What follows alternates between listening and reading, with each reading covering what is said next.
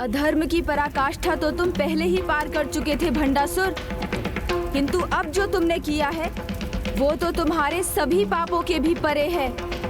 किंतु अब तुम्हारा ये वार तुम्हें भी आहत करेगा। वो वेदों की ही शक्ति थी जिससे मैंने भस्म से तुम्हें आकार देकर साकार किया था, और वेद मंत्रों का पाठ ही था जिसके कारण तुम्हारे शक्ति के अनुचित प्रयोग करने पर भी तुम प्रतिदिन शक्तिशाली बनते गए थे। किंतु अब वेदों के विलुप्त होने से तुम शक्तिहीन ही नहीं होगे, अपितु अपने प्राण भी खो दोगे।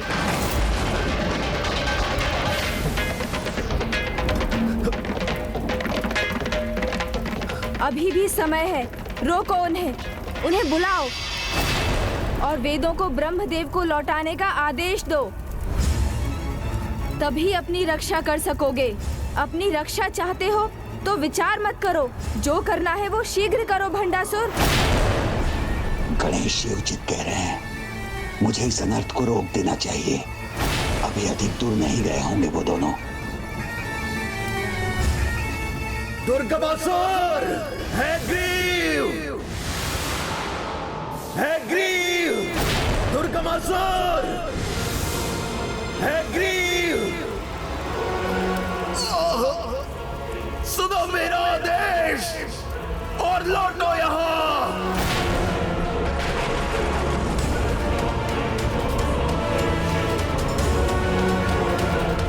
मेरा आदेश सुनकर भी अनसुना करने का साहस कर रहे हो तुम दोनों। दुर्गमासुर हैग्रीव, दुर्गमासुर।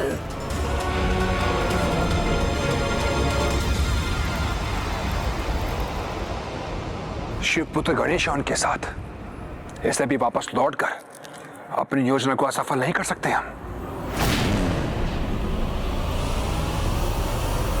प्रभु, आपने ही मुझे आकार दिया है और साकार किया है, तो एक बार फिर मेरे प्राणों की रक्षा कीजिए।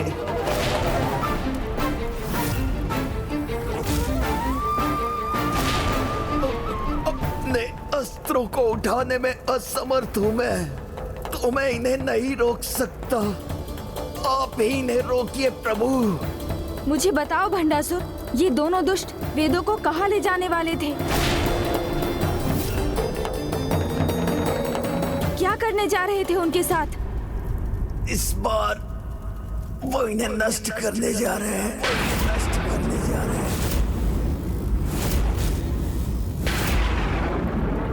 ऐसे स्थान पर ले जाकर जहां आप भी ढूंढ ना सके,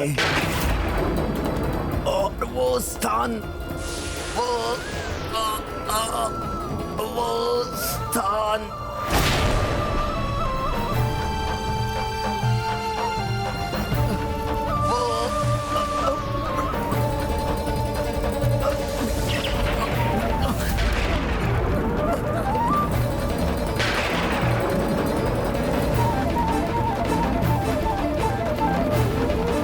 भंडासुर, अब तो भंडासुर भी नहीं रहा। यही तो हमारा अवसर है, और अवसर का लाभ ना उठाने वाला मूर्ख होता है। और मुझे तो अपना साम्राज्य बनता हुआ दिख रहा है, इसलिए यह अवसर मैं जाने नहीं दूंगा।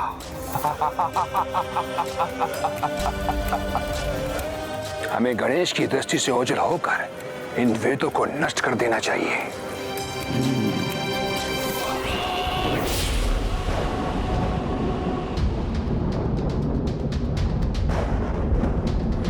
इससे पहले कि वो दोनों असुर वेदों को लेकर अधिक दूर चले जाएं, मुझे उनको रोकना चाहिए। मूषक जी, शीघ्र ही मुझे भैया कार्तिकेय के पास ले चलिए। जी प्रभु।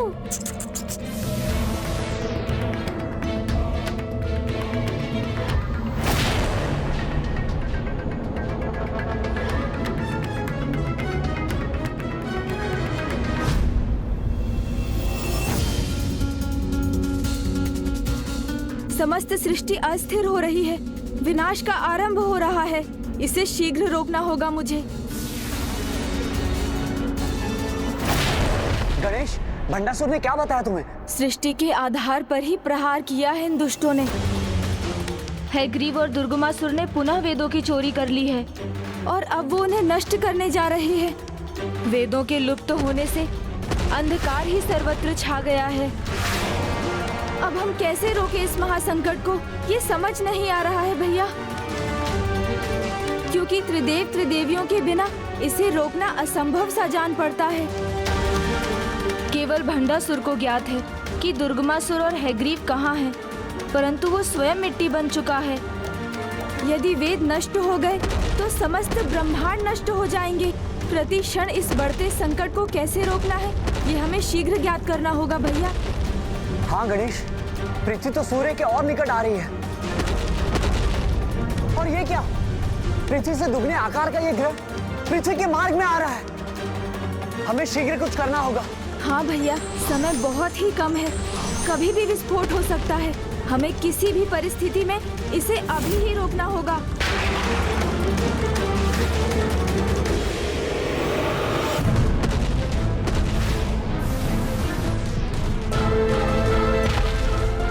भैया, आप उसे रोकिए और मैं इसकी दिशा परिवर्तित करता हूँ।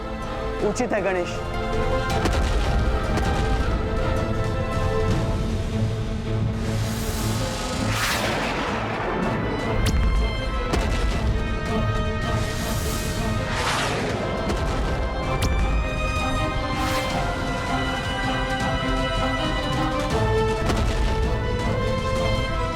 ये संकट तो टल गया भैया। हाँ गणेश, किंतु हमें सभी ब्रह्मांडों का संतुलन स्थापित करने के लिए वेदों को शीघ्र अतिशीघ्र उनके स्थान पर लौटाना होगा। और उसका तो एकमात्र उपाय है उन दुष्ट असुरों को ढूंढना। यदि मैं एकाग्र होकर अपनी दिव्य दृष्टि का प्रयोग करूं, तो अवश्य कुछ संकेत मिलेंगे।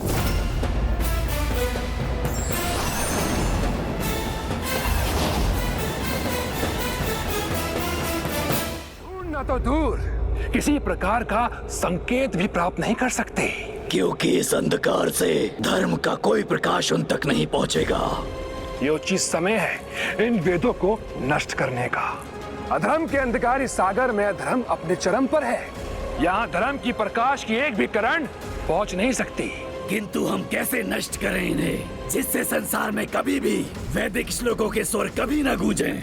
ये तो बड़ा सरल है, छिन भिन कर दो इन्हें, ज्ञान सूत्र बिखर कर स्वयं नष्ट हो जाएंगे। उचित कहा है ये आपने। वो दोनों जहाँ भी छुपे हो, उन्हें ढूंढना ही होगा। किंतु कैसे अनुज, इस अंधकार में तो कुछ भी दिखाई नहीं दे रहा है। भैया, जब दृष्टि नहीं देख पाती तो हमारे कान हमारा मार्गदर्शन करते हैं।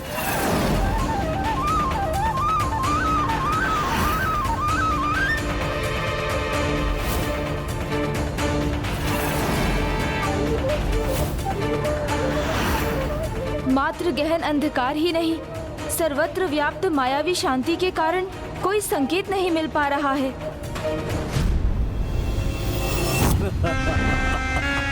वेद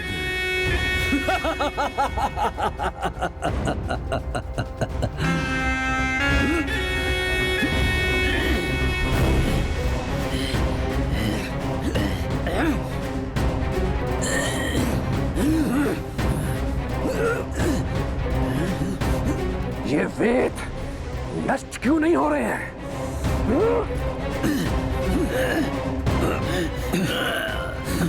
नष्ट नहीं हो सकते तो इस अंधकार में विलुप्त तो हो ही सकते हैं। गहन अंधकार में फेंक दो इन्हें।